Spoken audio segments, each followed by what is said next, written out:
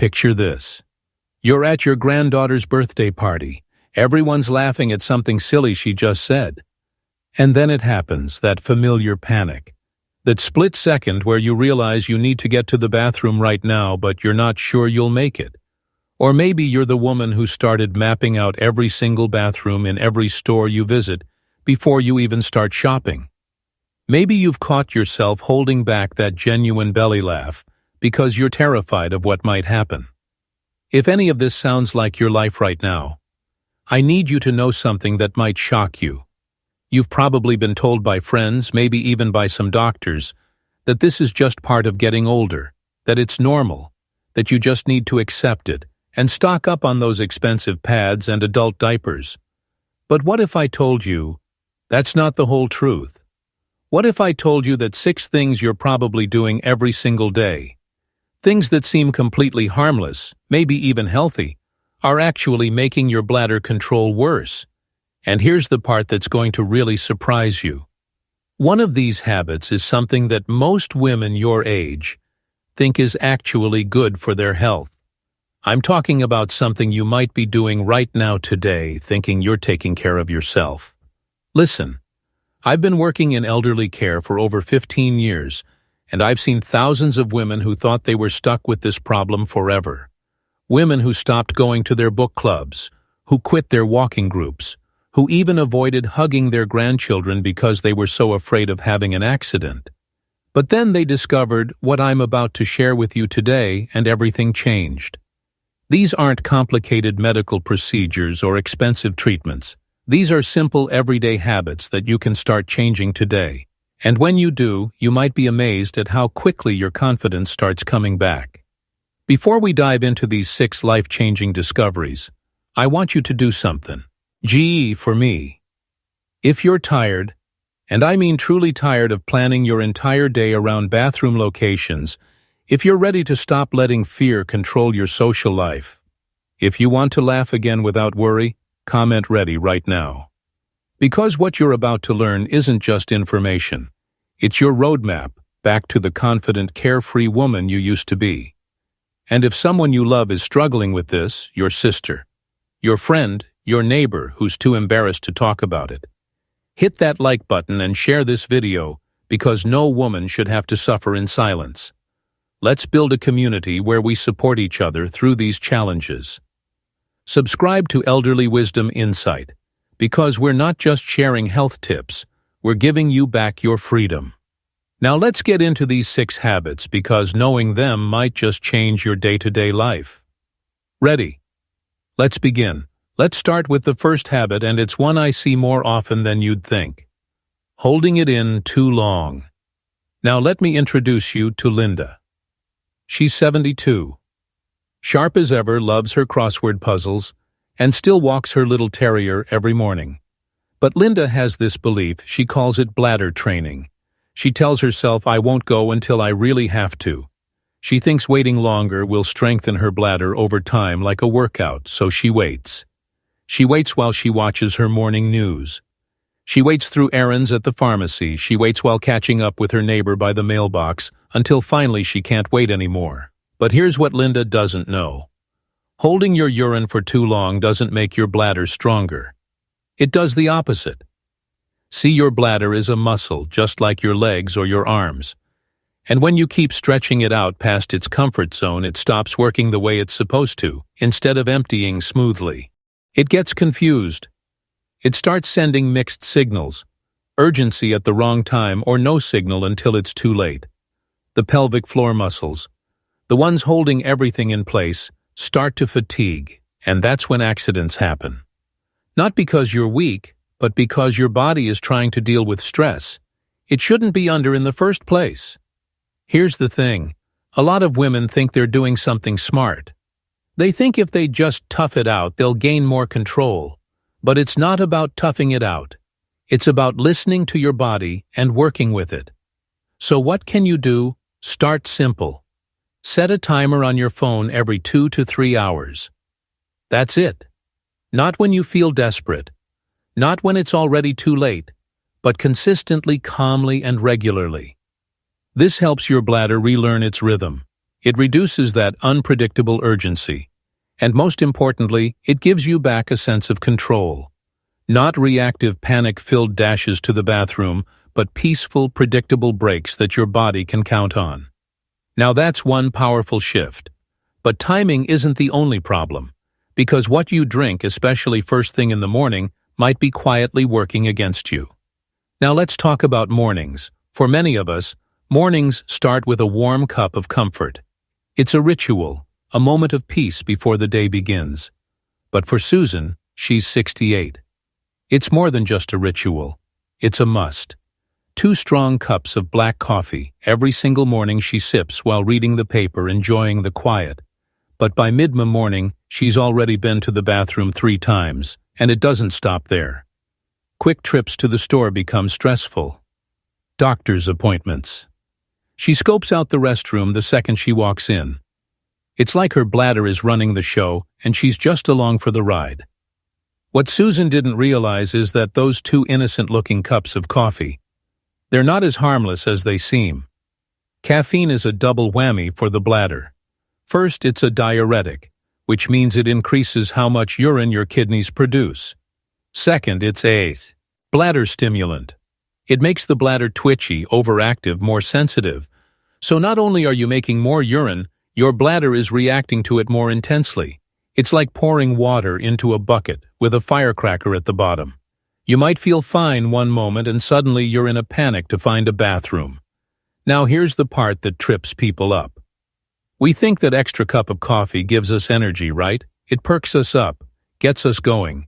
But in reality, for many women, especially as we get older, that burst of energy comes at the cost of bladder spasms, urgency, and leakage. So what can you do instead? Try scaling back to just 1 mild cup in the morning. And if you can give decaf a chance, just make sure it's truly low in caffeine. Better yet, switch it up with an herbal tea that's gentle on your bladder. Chamomile is calming. Roy, Boss is naturally sweet and caffeine-free. Both give you that warm, comforting start to your day without the mad dash to the toilet. Small change, big difference. But sometimes, even if your bladder is doing its job, something else is working against it. Something you might not even notice. Let's move on to something that seems so innocent you probably don't even think about it. How you sit. Meet Diane. She's 74 and recently retired. She loves her crime dramas, watches the news every evening, and enjoys a good cup of tea with her afternoon crossword. But over time, she started noticing a change. Little leaks during her shows, sudden urges that seemed to come out of nowhere. At first, she blamed it on her age, and then on that second cup of tea. But the real issue wasn't what she drank, it was how she was sitting. Diane had gotten used to her recliner, soft, cushy, and deeply slouched. Legs out back, curved, shoulders sunken. It felt relaxing. But inside her body, it was doing something very different. Poor posture puts pressure where it doesn't belong, right on your bladder. When you slouch, you compress your abdomen. That pushes down on your bladder and shifts the alignment of your pelvic floor, the muscles that are meant to hold everything in place. They get stretched, weakened, and misaligned. That makes it harder for them to support you. When you cough, sneeze, or stand up suddenly, it's not about laziness or doing something wrong on purpose. It's just that comfortable doesn't always mean healthy. We're told to sit back and relax, but for your bladder's sake, it's time to rethink what relaxation looks like. So what can you do? Start by sitting with purpose. Use a small lumbar support pillow behind your lower back.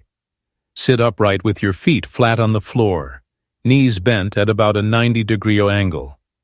Keep your spine tall, shoulders relaxed, and pelvis in a neutral position, not tilted too far forward or back. This posture takes pressure off the bladder and allows your pelvic floor to function the way it's supposed to. You don't have to sit like a statue, but being mindful of your body makes a world of difference. Even just a few adjustments during your favorite TV shows or when you're reading can ease that constant tension and help you feel more in control. But now let's talk about something even more deceptive. Something that sounds like it's helping your bladder but might actually be doing the opposite. A habit that comes from a good place but can quietly turn into a daily struggle. Meet Evelyn. She's 76, active, sharp, and takes her health seriously. Her doctor once told her, "Drink plenty of water. It's good for your kidneys." And she took that advice to heart. 12 full glasses a day, sometimes more. From morning to night, her water bottle was always within reach. But here's what Evelyn didn't expect. Along with staying hydrated, she also found herself constantly leaking. Sudden urges, interrupted walks, waking up, 2, even 3 times a night to rush to the bathroom. At first, she didn't connect the dots. After all, water is supposed to be healthy, right? Yes, but too much of anything even. Water can overwhelm your system. Hydration is important, especially as we age. But there's a limit to how much the bladder can handle at once. And when you overload it, especially by drinking large amounts in a short time, you're flooding the bladder faster than it can signal and respond. The bladder isn't a bottomless bucket. It's more like a balloon. Fill it too fast, too often, and it starts to misfire. That's when urgency strikes before you're ready. Or worse, when you can't get to the restroom in time. Here's a common misconception. More water equals more health. It's a message we've heard over and over, especially in wellness circles. But for older adults, moderation is more powerful than excess. The needs of your body change. Too much water can dilute important minerals and wear out your bladder muscles trying to keep up. So what's the right approach?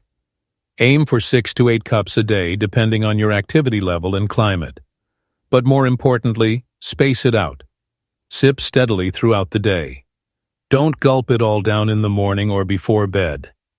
And speaking of bedtime, cut back 1 to 2 hours before sleep. That simple change alone can reduce nighttime bathroom trips and help you get the deep rest your body needs. Evelyn made this shift from drink all the time to drink with rhythm. And within a week, her leakage episodes dropped, her confidence way up. Now, water might have surprised you, but this next habit, it almost never gets mentioned in conversations about bladder health, and yet it's one of the most damaging of them all. Let's talk about something that almost never gets connected to bladder control, but has everything to do with it. Constipation. Margaret is 81. She's kind, soft-spoken, and always brushes off her issues with a gentle wave of her hand. For months, she struggled with irregular bowels. She'd go a few days without movement, feel bloated, uncomfortable, then finally find relief, only to start the cycle again. She figured it was just part of getting older. A nuisance, sure, but nothing serious until her bladder started acting up. Unexpected leaks, that heavy, pressure-filled feeling in her lower belly, moments where she almost made it to the bathroom, but not quite. At first she thought maybe she was drinking too much tea, but the real issue was sitting deeper right next door. In fact, here's what most people don't know. When your bowel is full and backed up, it presses against your bladder. That pressure doesn't just create discomfort. It confuses the bladder's signals and disrupts the pelvic floor muscles, which are already working overtime. Think of it like traffic. If your bowel is backed up, it's like a pileup blocking the bladder's normal flow. Your nerves get tangled. Your muscles can't contract properly, and suddenly you're facing 2 problems instead of 1. A common misconception that constipation is just a tummy issue, that it's uncomfortable but separate from everything else. But your pelvic system is a shared space. What affects one organ affects them all, so what can you do? Start simple. Increase your fiber with fruits like pears and prunes, or veggies like spinach and carrots. Drink steady amounts of water. Not too much, not too little. Move your body daily. A short walk after meals can do wonders for digestion. And here's a little trick that helps more than you'd expect. Use a footstool when using the toilet. It elevates your knees, relaxes your pelvic muscles, and allows for a smoother bowel movement. No straining, no pushing. Margaret started doing this. She changed her diet, added a bit of walking into her evenings, and positioned her feet just right when using the toilet. Not only did her constipation improve, her bladder calmed down. 2. But now we've arrived at perhaps the most misunderstood habit of all, A quiet one. One that doesn't cause any sudden alarms but slowly chips away at your strength. Until one day you wish you'd paid more attention. Let's talk about it now. Avoiding pelvic floor exercises. Martha is 79.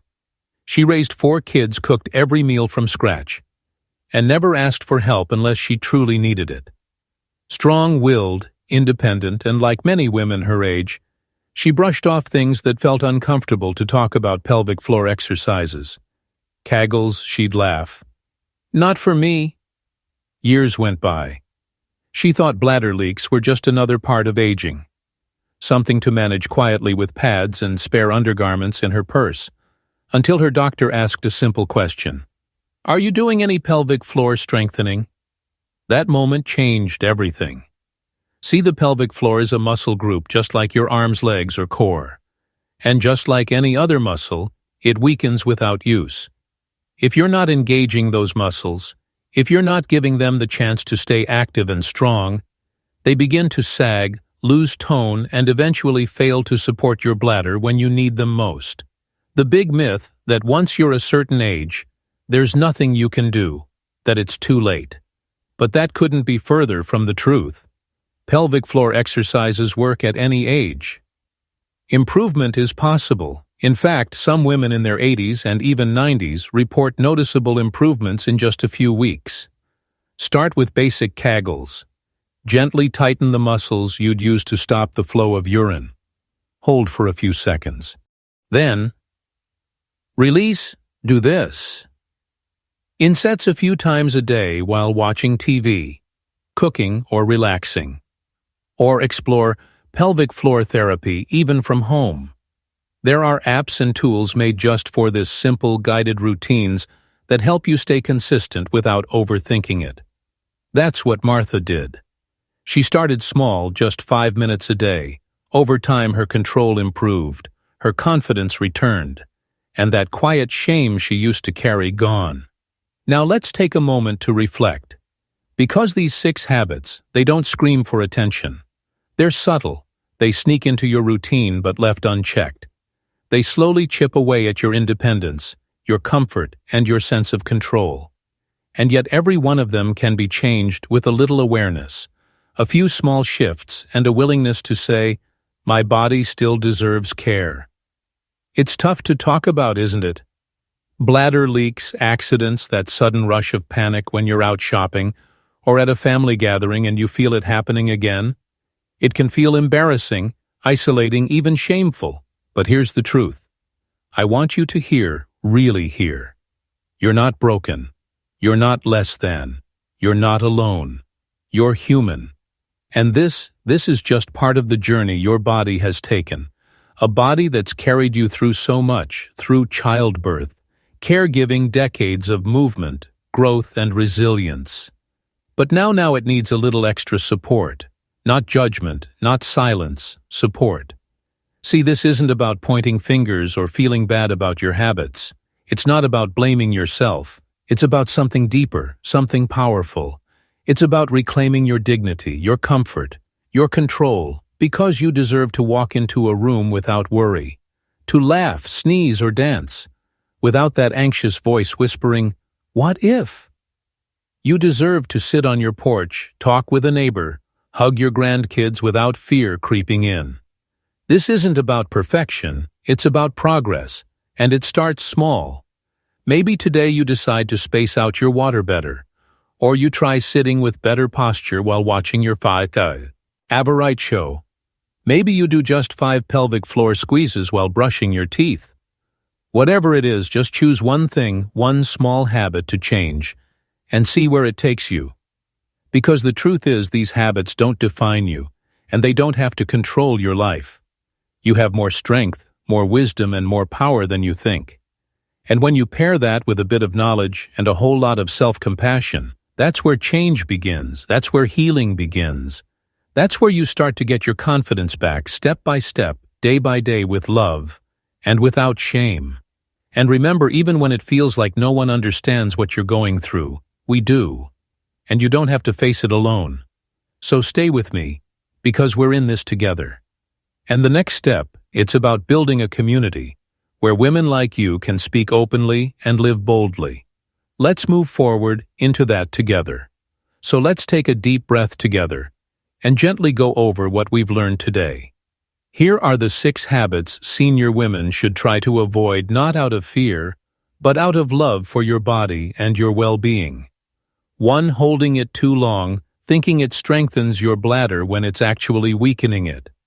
2. Drinking too much caffeine, especially those strong morning coffees that feel comforting but can cause more urgency and leaks. 3. Sitting with poor posture, which puts hidden pressure on your bladder and throws your pelvic floor out of balance.